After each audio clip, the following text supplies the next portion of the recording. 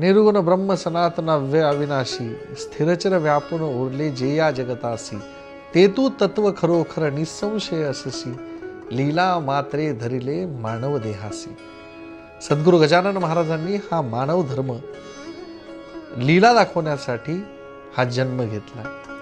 ईश्वराची योजना, ईश्वरीय कार्य करण्यासाठी संतांच्या रूपाने या पृथ्वी तलावर जन्म घेणं.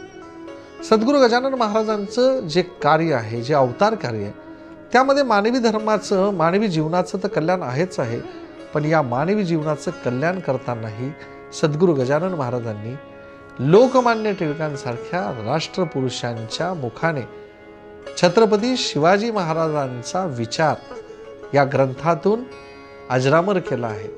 छत्रपती शिवरायांचे व लोकमान्य टिळकांचे विचार या समाजापर्यंत पोहोचण्यासाठी सद्गुरू गजानन महाराजांनी केलेलं कार्य व त्यांचे विचार सर्व समाजासाठी अतिशय प्रेरक आहेत. सद्गुरू गजानन महाराजांच्या आशीर्वादाने या सर्व गोष्टी आपल्या जीवनामध्ये यशस्वी होतील, यासाठी श्रवण करा श्री गजानन कथा.